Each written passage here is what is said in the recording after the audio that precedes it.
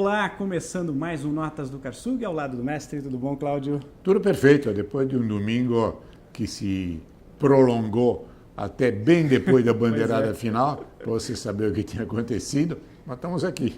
O Cláudio se refere, obviamente, ao terceiro lugar, né, que teve três terceiros colocados diferentes. Exato. Numa mesma corrida.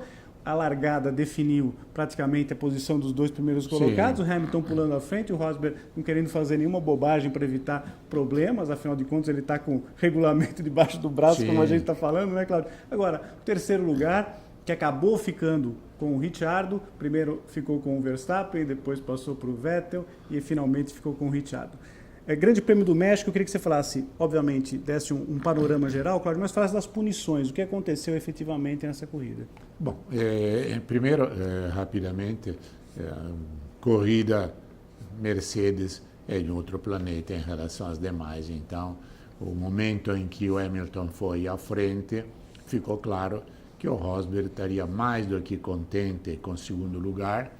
Veja que a situação no campeonato, mesmo que o Hamilton ganhe mais 2 grandes prêmios, e não é tão fácil você engatar uma série de vitórias seguidas, mas mesmo assim, para o Rosberg são suficientes um segundo e um terceiro lugares. Pela superioridade da Mercedes em relação aos demais, isso é absolutamente normal, certo, corriqueiro, só se quebrar. Sim. Aí, se o Rosberg quebrar, aí pode mudar tudo. Mas deixando isso de lado e lembrando que se o Rosberg ganhar aqui no Brasil, ele é campeão, já liquida a coisa, fica realmente a curiosidade por essa bagunça. Vocês devem ter visto na televisão a cara do Verstappen quando estava na salinha preparando-se para subir ao pódio. Foram lá, tiraram ele rapidamente. Não é o seu lugar aqui hoje. De fora, você viu chegando correndo a Arrivabene e o Vettel. Toda a festa no pódio. O Vettel já um pouquinho mais tranquilo, depois da gritaria pelo rádio, né? Depois de ter xingado o Charlie Whiting pelo rádio e tal. E 2 horas depois, modifica pela terceira vez, o terceiro é o Ricciardo. Eu imagino o cara que estava lá no autódromo, né? No Rodrigues, né? Hermano Rodrigues, por sinal muito bonito. Como ano passado, né? Que maravilhosa festa, né? Cheio. E você vê cheio sem ter um piloto de ponta. Pois é. Porque no momento que estavam os irmãos Rodrigues, sobretudo o Justificava, né? Justificava, porque eles tinham. Agora não, agora são pilotos de certa qualidade, mas com primários, coadjuvantes, não são as estrelas da coisa. Quem chegou em casa falou, eu vi a corrida, tal, pódio, o Vettel todo contente, tal. Depois, no dia seguinte, pega o jornal e diz, olha, aquilo que eu vi não valeu. E a torcida da Ferrari é grande em qualquer lugar, né? Claro, os ferraristas lá no México ficaram felizes, né, com o pódio. Chegou depois. Olha, eu acho que, primeiro, grande culpa é do Verstappen. Que no momento que você corta caminho, é absolutamente normal que você devolva a posição. Ele não quis devolver. O boxe mandou ele devolver, chamou. E ele também não quis. Ficou fazendo com que o Vettel não conseguisse andar como estava andando normalmente. Aí chegou o Ricciardo. E aí deu aquela bagunça entre o Ricciardo, aquele momento. O Ricciardo tenta a manobra. Tenta a manobra, Vettel fecha um pouco.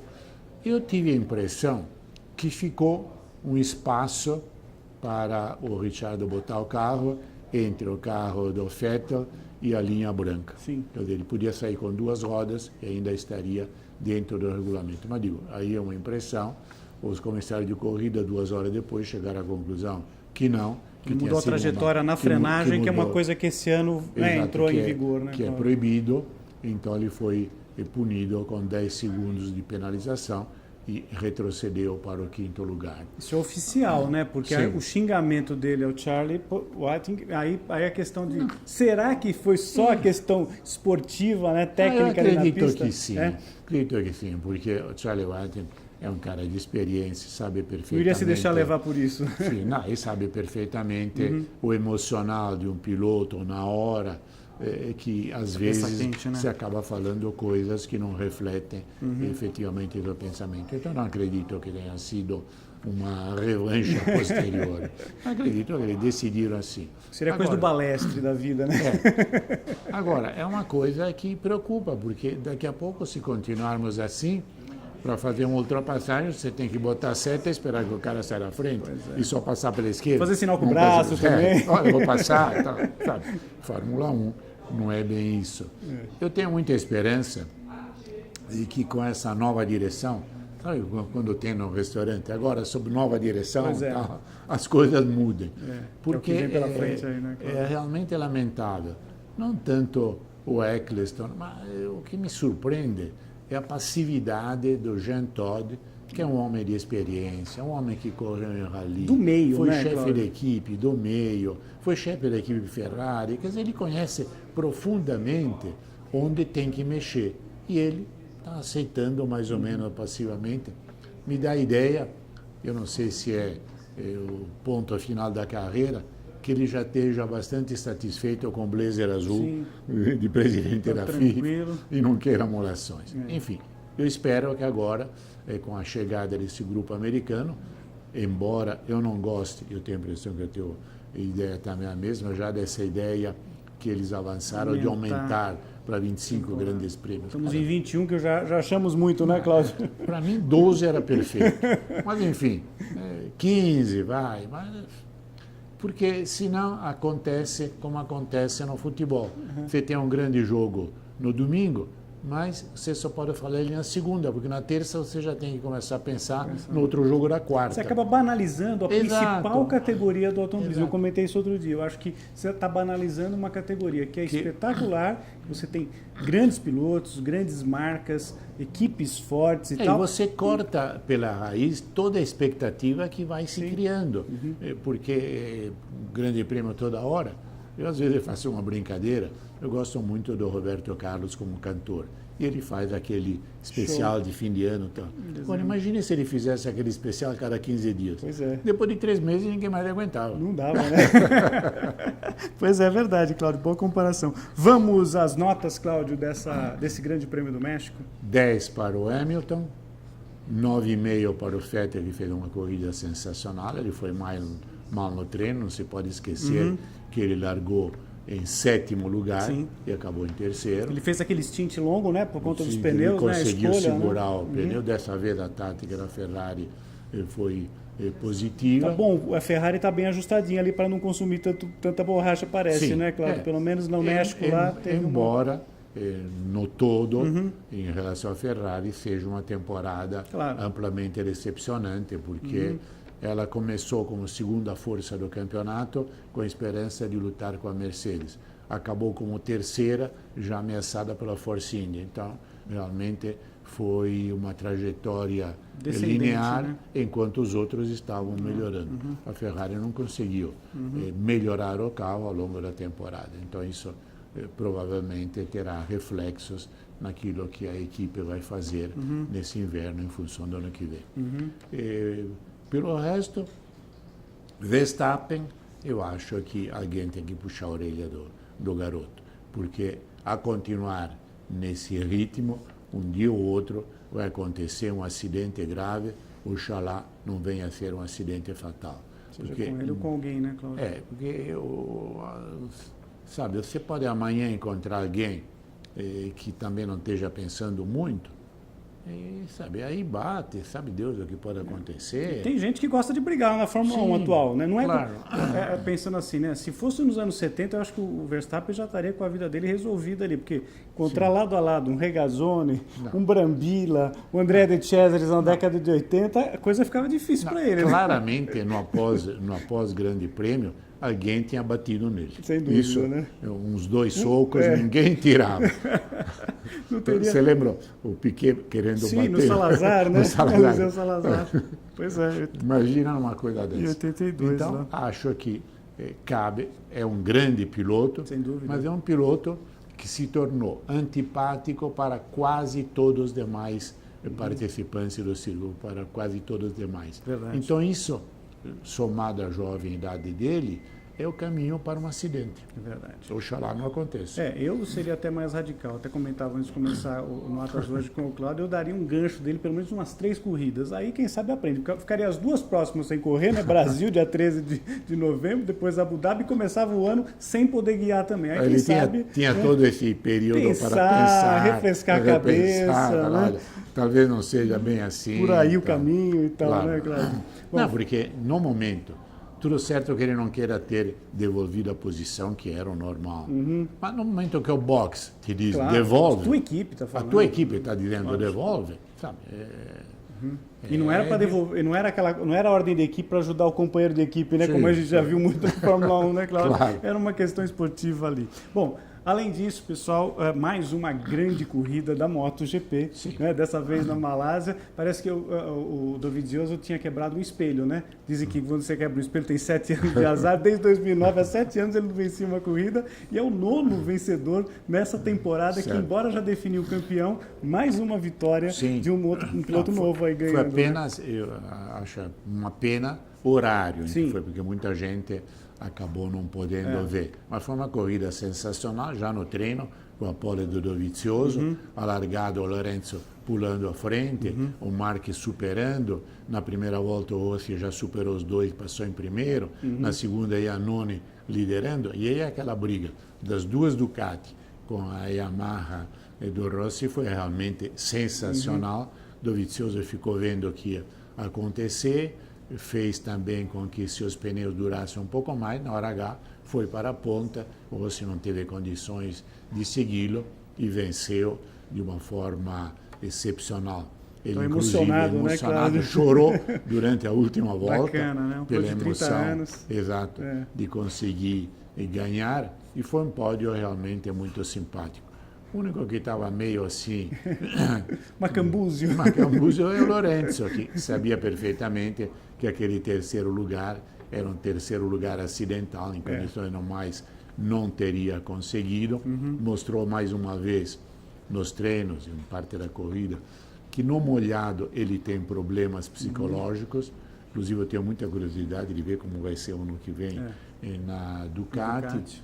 E o Marques, que também exagerou de novo e caiu. Só que conseguiu levantar, ainda chegou. Eu até falava na última gravação, não vai cair de novo, se machucar. Tá abusando, hein, Marques? Tem mais uma etapa, né, na temporada, né, Cláudio? No dia 13, em coincidência com o Brasil, né? Valência. Vamos ver, será uma grande festa, porque já está tudo decidido. Marques é campeão, Rossi matematicamente vice-campeão, então não tem mais nada a ser disputado. Será uma festa, mas deve ser uma festa muito bonita. Oxalá ninguém caia. Tomara. E bacana porque encerra exatamente na Espanha, né? E é bacana porque, assim, hoje a Espanha é um grande reduto, né? De grandes pilotos, o público é absolutamente apaixonado pelo motociclismo, né, Cláudio? Isso não de agora, né? Não é uma coisa circunstancial, sazonal, desde anos atrás, desde com o Neto, nas 80, depois nas 125 e tal, sempre teve uma presença de público marcante. E hoje nós temos pilotos espanhóis de elevadíssimo nível.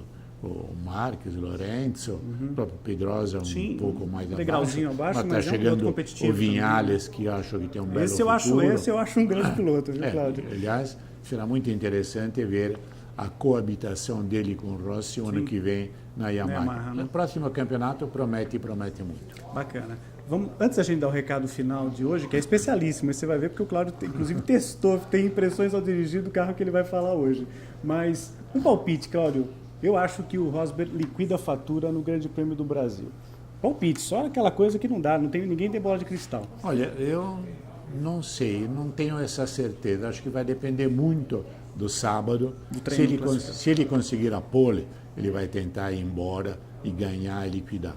Se não conseguir a pole, ele não vai arriscar, sobretudo no S do Senna, ele vai ter cuidado, que ele precisa de um segundo e um terceiro lugar.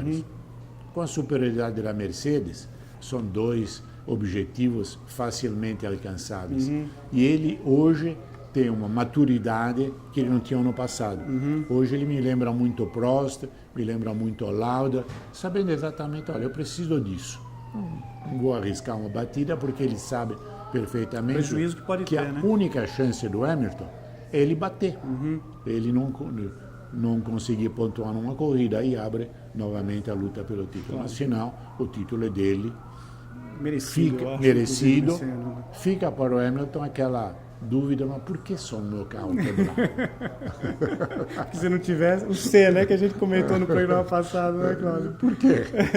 Agora, o Cláudio citou rapidamente o Prost, né, como um piloto aí, né, estrategista, né, o professor, tetracampeão mundial de Fórmula 1. E só um lembrete, né, o Hamilton empatou com o Alain Prost em vitórias na Fórmula 1. 51 à frente. Eu não vou dizer que é um número inatingível, porque a gente não pode falar isso, né, Cláudio? Mas com 91, as vitórias do Schumacher que ele conseguiu na Fórmula 1. Mas agora, segundo lugar, empatados ali o Prost e agora o Hamilton com... E o Vettel depois tem 42, o Senna teve 41. Se o Hamilton, né, continuar nessa fase, ele já passa o Prost antes do fim do campeonato. Final do campeonato. Ganha mais uma, provavelmente. Bom, vamos falar de carro dos sonhos agora? Vamos falar de Porsche. Olha, é uma marca, claro, mundialmente conhecida, cobiçadíssima, é um sonho de consumo realmente de muita gente. E o Cláudio teve uma recente experiência andando com um modelo Porsche. Você pode visitar o site da Porsche, conhecer o museu da Porsche em www.porsche.com. Mas ninguém melhor do que o Cláudio Karsug, com toda essa história de trajetória na indústria automobilística, para falar dessa marca que é especial, né, Cláudio? Sim, eu sempre fui apaixonado pela história da Porsche, pela forma como surgiu. Se vocês lembrarem, ou quem conheceu, quem não conheceu pode ver em livros, em coisa, o Ferdinand Porsche, ele fez o Fusca, o carro do povo. Foram feitas poucas unidades antes da guerra, depois virou uma produção de carros militares. Tinha até que eu vi até um aqui no Brasil uma vez, o Schwimmwagen, era um carro anfíbio com mecânica Volkswagen. Quando acabou a guerra, fizeram, na minha opinião, uma grande sacanagem com ele, porque a França o convidou para ir à França, ele e o filho, para ajudar no desenvolvimento do Renault 4 cavalos, aquele com motor traseiro. Só que chegou lá, ele ajudou e depois foi preso. O filho saiu, ele ficou preso mais de 1 ano e pouco, e voltou para a Áustria, e aí fez um acordo com a Volkswagen e começou a mexer em carros da Volkswagen, fez o seu primeiro carro numa oficina de 18 metros quadrados, inclusive toda a carroceria de alumínio, porque não tinha como fazer de chapa, teve imensas dificuldades, mas conseguiu pouco a pouco, e esses carrinhos que foram progredindo, ele já de cara tirou 40 cavalos do motor Volkswagen, depois foi melhorando, era um motor 1100, e o Porsche acabou começando a ganhar provas de subida de montanha, outras provas, e se tornou a grande coqueluche dentro da sua categoria de cilindrada. Apareceu o modelo que mais ou menos foi a ruptura estilística com a Volkswagen, o 356, em várias versões, até que apareceu aquele que é o mito até hoje, 1963 a 911. E foi no novo 911 que eu andei aqui em São Paulo, o Porsche 911 Carrera S, e que faz um marco divisório com toda a história do Porsche, porque nesse carro existiram, claro, versões turbo, existem ainda, mas enfim, os puristas acham que o motor tem que ser um motor alimentação atmosférica 3.8. Esse motor foi retirado porque a Porsche precisava se enquadrar com objetivos futuros em detalhes de controle de emissões. Eles botaram um 3.0 turbo, que teve um excelente resultado porque reduziu emissões, reduziu em 10% o consumo, aumentou em 5% a potência, de 400 cavalos foi para 420, e aumentou, isso é muito importante, 14% o torque, então o motor se tornou bem mais elástico. E a Porsche tem um detalhe que poucos fabricantes têm, eles buscam sempre a perfeição, às vezes nunca tem uma mudança drástica, essa foi clamorosa. Os pequenos detalhes, né? Pequenos detalhes eles são obcecados pela perfeição. Você vê, por exemplo, o sistema de freios, que é fabuloso. Eu estava vendo teste de frenagem de 100 a 0, as 4 primeiras frenagens, o espaço vai reduzindo. E por que vai reduzindo? Porque os discos estão aquecendo e quando eles chegam na temperatura ideal, aí fixa esse espaço. Sua capacidade plena de frenagem, né? Melhor, que é né? incrivelmente menor do que os outros carros, porque eles freiam de 0 a 100 em 33, 34 metros, sabe? Uma coisa realmente excepcional. Melhoraram ainda o câmbio com 2 embreagens. Agora tem uma forma que quando você tira o pé, a embreagem automaticamente abre e o carro fica solto. Aí uma das razões de diminuir também o consumo. Aproveita, né? Energia Aproveita. E tem uma curiosidade. Com relação ao carro que eu vi, que eu não tinha andado, não tinha visto na Europa, muitas coisas que na Europa são vendidas como opcional, aqui já estão incluídas no pacote. Legal. É bem verdade que para comprar o carro você normalmente precisa ganhar na cena antes, porque custa 650 mil reais. Mas eu fiz o teste, claro, escusado dizer que é um carro maravilhoso, tanto que no fim eu digo no teste que é praticamente impossível encontrar um defeito. O cuidado, por exemplo, no acabamento é algo absolutamente fora do comum. Tudo está no lugar certo para você se sentir bem. Eu disse, olha, na minha opinião, só tem um pequeno defeito. Por enquanto, pelo menos, não é meu. Não está na tua garagem, né? Não está na minha garagem. Legal. Então, com essas dicas dessa marca fantástica que é a Porsche, que você pode conferir, como a gente falou inicialmente, em www.porsche.com, que, aliás, entre 10 e 20 de novembro, você pode conferir também no stand fantástico que a Porsche vai ter lá no Salão do Automóvel, esse ano na Expo São Paulo, na Imigrantes, no comecinho da Imigrantes, ali no quilômetro 1,5 da rodovia dos Imigrantes, a Expo, onde vai estar o Salão do Automóvel pela primeira vez, né? Na história do Salão do Automóvel, tradicional Salão do Automóvel de São Paulo, o stand da Porsche. Essa é a dica final do Cláudio Karsug de hoje. E a gente volta para falar depois do Grande Prêmio do Brasil de Fórmula 1, né, Cláudio? Grande Prêmio do Brasil de Fórmula 1 no dia 13, e ao mesmo tempo o encerramento lá em Valência do Campeonato Mundial de Moto. Vamos ter muitos assuntos. É isso aí, pessoal. Um grande abraço, até lá. Tchau. Tchau.